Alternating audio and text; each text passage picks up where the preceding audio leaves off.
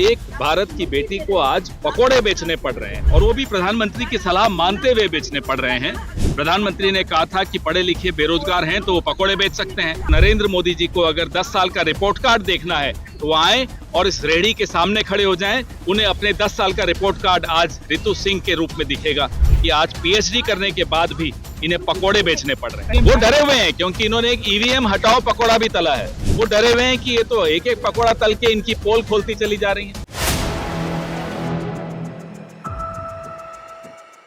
क्या कहेंगे सर, क्या इसके राजनीतिक मायने निकलते हैं जिस तरीके से आज पीएचडी वाली का ठेला आप लोगों के ऑफिस पहुंच गया? मैं जब मुझे महमूद प्राचा जी ने बताया कि एक इस तरह से शोषण हो रहा है, एक तरह से कि एक दलित लड़की जो काबिल है, पीएचडी कर चुकी है, उसको नौकरी से गैर कानूनी तरीके से बाहर हटाया। महमूद प्राचा जी न केवल उनको कानूनी सहायता दे रहे हैं बल्कि उनको कदम कदम पे उनके साथ खड़े हैं ताकि वो अपना आंदोलन कर सकें। एक भारत की बेटी को आज पकोड़े बेचने पड़ रहे हैं और वो भी प्रधानमंत्री की सलाह मानते हुए बेचने पड़ रहे हैं। प्रधानमंत्री ने कहा था कि पढ़े लिखे बेरोजगार हैं तो वो पकोड़े बेच सकते हैं, ये वही कर रही हैं। अब उन्हें वह भी नहीं करने दिया जा रहा। मैं धन्यवाद देता हूं महमूद प्राचा जी को कि वो ये लड़ाई लड़ रहे हैं। हम कांग्रेस पार्टी इस लड़ाई में रितु सिंह जी के साथ खड़े हैं और नरेंद्र मोदी जी को अगर 10 साल का रिपोर्ट कार्ड देखना है तो वो आए और इस रेहड़ी के सामने खड़े हो जाएं। उन्हें अपने 10 साल का रिपोर्ट कार्ड आज रितु सिंह के रूप में दिखेगा कि आज पीएचडी करने के बाद भी इन्हें पकोड़े बेचने पढ़ रहे हैं। कहीं मौका देंगे सर, सामने चुनाव है, डॉक्टर रितु को कहीं मौका देंगे चुनाव में? बात उनको चुनाव में मौका देने की नहीं है। जिस लिए वो पढ़ लिख कर नौकरी के लिए आगे बढ़ना चाहें, उनको वहां रोक दिया जाए और नौकरी से बाहर कर दिया जाए। आज उनके हकों की लड़ाई में हम उनके साथ खड़े हैं। नाम रखा गया जुमला पकोड़ा, बेरोजगारी चार वो इसी नशे में बैठे रहेंगे।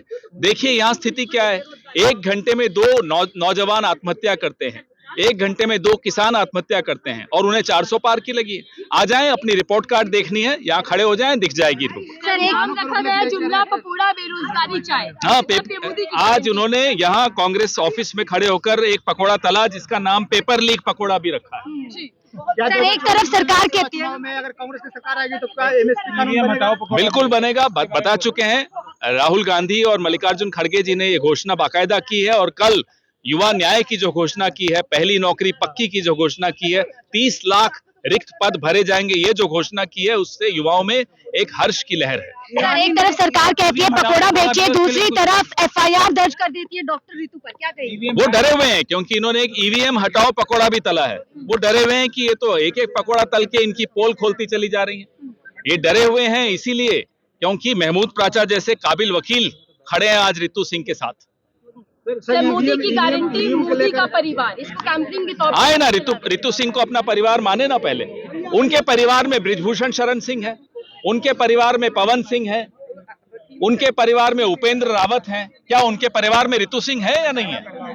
मणिपुर अभी भी नहीं आ रहा लिस्ट में, जबकि संदेश खाली पे मोदी चले जाते हैं। कल आसाम जा रहे हैं, हमने तो वहां आग्रह किया है आसाम के मुख्यमंत्री से कि आपको बड़ा शौक है हवाई जहाज में घूमने का, हेलीकॉप्टर में घूमने का, एक हेलीकॉप्टर 1 घंटे के लिए दे दे मोदी जी को, मणिपुर हो आएंगे, पास ही में है।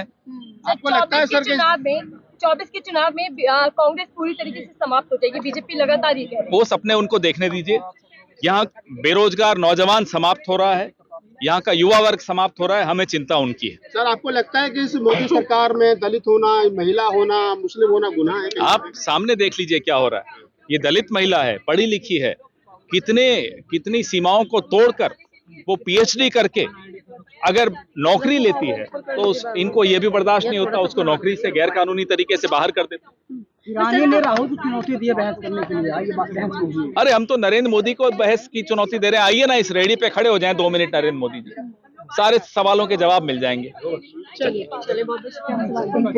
नेता पवन खेड़ा, एक तरफ पवन खेड़ा जी जो कि कांग्रेस के नेता हैं, सुप्रिया और अलका लांबा, तमाम जो कांग्रेस के बड़े नेता हैं वो इस समय डॉक्टर रितु जी का समर्थन कर रहे हैं और यहाँ से इस मंच से यानी रितु जी के जो ठेला चाय का और पकोड़े का उन्होंने लगाया, उससे तमाम सवाल और प्रहार एक तरीके से सरकार के ऊपर कर रहे हैं कि अगर वाकई सरकार अपने 140 करोड़ लोगों के परिवार को अपना परिवार मानती है तो डॉक्टर रितु से आकर बात करे से, और कहीं ना कहीं सरकार जो है SC/ST समाज के जो है विरोधी है, और इसी को लेकर के जो है डॉक्टर रितु के साथ इस तरीके से षड्यंत्र किया जाता है, उनसे नौकरी से निकाला जाता है, और फिर उसके बाद जब वो PM मोदी के कहने पर ही अपना पकौड़े का ठेला लगाते तो कहीं ना कहीं उनके पकौड़े के ठेले पर जो है FIR दर्ज हो जाती है। फिलहाल मुझे दीजिए इजाजत, मैं शाहीन खान, 4 PM दिल्ली के लिए।